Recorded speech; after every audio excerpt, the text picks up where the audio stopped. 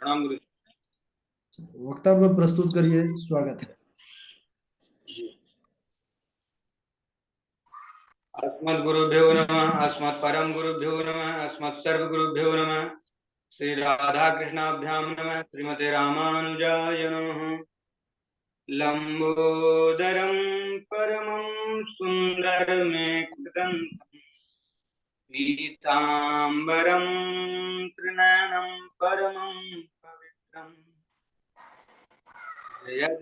दिवाकर निभूतल कांति कांतम विघ्नेश्वरं सकल विघ्नहरं नमामि। शरीरं स्वरूपं ततो कलत्रं यशस्यारुचित्रं धनं मेरुतुल्यम् मनश्चैर्निलग्नं श्रीगुरुरङ्घ्रिपद्मे ततः किं ततः किं ततः किं ततः किं नारायणं नमस्कृत्य नरं चैव नरोत्तमं देवीं सरस्वतीं व्यासं ततो जयमुदीरयेत्। जयतु देवो देवकी नन्दनोऽयं जयतु कृष्णो वृष्णीवंश प्रदीपः जयतु मेघश्यामलः कोमलांगः जयतु पृथ्वी भारनाशो मुकुन्दः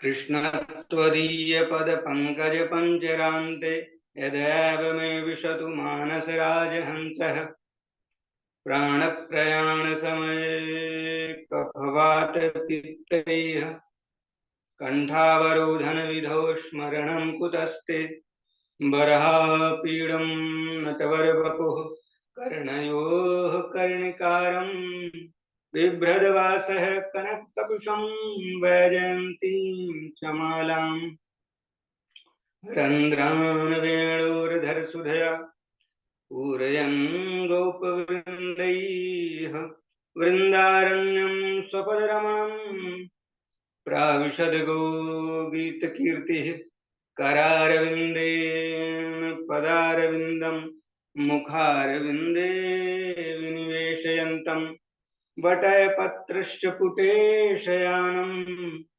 बालं मुकुन्दं मनसा स्मरामि।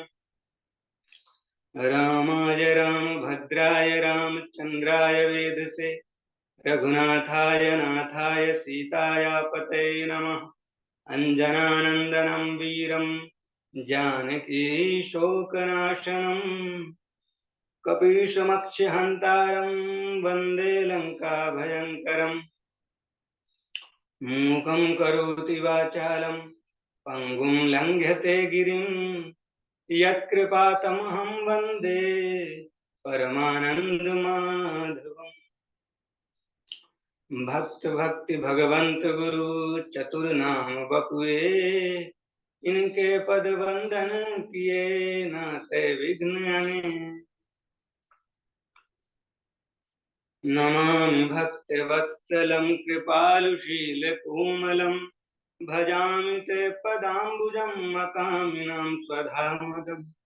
नमामि भक्तवत्सलं कृपालुशील कोमलं भजामि ते पदाम्बुजं मकामिनां स्वधामदम्। बोले श्रीमद् भागवत भगवान की जय।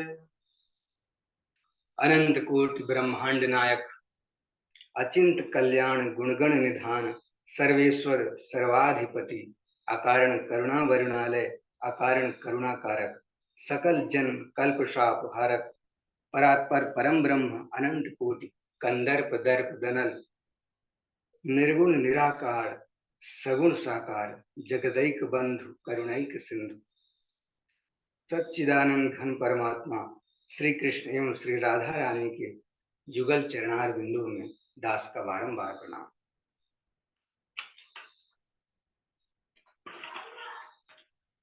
समुपस्थित भागवत कथानुरागी सज्जनों, भक्तिमयी मातृशक्ति भगनी बांधवों, सिया राम मैं सब जग जानी करम प्रणाम जोर दुख पानी। गोस्वामी तुलसीदास जी ने कहा है कि प्रत्येक प्राणी में प्राणी मात्र में श्री हरि का वास है, सभी के हृदय में। इसलिए सभी को कर जोड़कर प्रणाम करते हैं। अब आइए समझते हैं श्रीमद् भागवत किसे कहते हैं, भागवत की परिभाषा क्या है। भागवतः इदम स्वरूपम भागवतम, जो भगवान का स्वरूप है उसे भागवत कहते हैं। तेन तेनेयम वांगमयी मूर्ति प्रत्यक्षः कृष्ण एव ही, यह श्रीमद् भागवत भगवान श्री कृष्ण की प्रत्यक्ष शब्द मूर्ति है। भागवतः प्रोक्तम भागवतम, भगवान ने जिसका उपदेश किया उसे भागवत कहते हैं। भागवतः चरितम यस्मिन् तद भागवतम, जिसमें भगवान के परम पावन चरित्र का वर्णन किया गया है उसे भागवत कहते हैं। भागवत्याः श्री राधायाः गुप्त चरितम यस्मिन् तद भागवतम, जिसमें श्री राधा रानी के गुप्त चरित्र का वर्णन किया गया है उसे भागवत कहते हैं। भगवतो श्री राधा कृष्णयोः इदं स्वरूपम भागवतम, जिसमें श्री राधा कृष्ण के परम पावन चरित्र का वर्णन किया गया है, जो राधा कृष्ण के युगल युगल स्वरूप हैं उसे विरागाणाम तत्वम यस्मिन् तद भागवतम, जिसमें भक्ति ज्ञान व वैराग्य के तत्वों का वर्णन किया गया है उसे भागवत कहते हैं। भाग व और ता, इसकी अलग अलग क्या परिभाषा है, क्या व्याख्या है। भा अर्थात भासते सर्व वेदेषु, ग अर्थात गीयते नारदादिभिः, व अर्थात वदन्ति त्रिषु लोकेषु, ता अर्थात तरन्ति भवसागरा। एक लाइन में अगर कहें तो भासते सर्व वेदेषु गीयते नारदादिभिः, वदन्ति त्रिषु लोकेषु, तरन्ति भवसागरा। वाह, अद्भुत परिभाषा। जिसमें समस्त देवता प्रकाशित होते हैं, जिसका गान नारदादि ऋषि तीनों लोकों में करते हैं, और जो भव सागर से तारने वाली है उसे भागवत कहते हैं। भाग कीर्ति वाचको शब्द गकारः ज्ञानवाचकः, वकार वैराग दृष्टैव तकार संस्कृते तारकः। भागवत में जो भा शब्द है, भा अक्षर कीर्ति प्रदान करने वाला है तथा गा अक्षर ज्ञान देने वाला है, और वा अक्षर वैराग्य देने वाला है तथा ता संसार सागर से तारने वाला है। सर्गैश्च प्रतिसर्गैश्च वंशोम मनवंतराणि च, वंशाय चरितम चैव पुराणम पंचलक्षणम। सर्गैश्च प्रतिसर्गैश्च वंशोम मनवंतराणि च, वंशाय चरितम चैव पुराणम पंचलक्षणम। यहाँ सूक्ष्म सृष्टि, स्थूल सृष्टि, सूर्य चंद्र आदि के वंश का वर्णन, मनवंतर में होने वाले राजा तथा भगवान के भक्तों के वंश का वर्णन किया गया है। ऐसे 5 लक्षण जिसमें होते हैं उस ग्रंथ को पुराण कहते हैं। लेकिन श्रीमद् भागवत ग्रंथ में 10 लक्षण हैं, इसलिए इसे महापुराण की श्रेणी में रखा गया है। श्रीमद् भागवत के प्रारंभ में महात्म का वर्णन किया गया है। महात्म का अर्थ होता है महिमा। महात्म्य ज्ञान पूर्वकम श्रद्धा भवति, महिमा के ज्ञान के पश्चात ही श्रद्धा उत्पन्न होती है।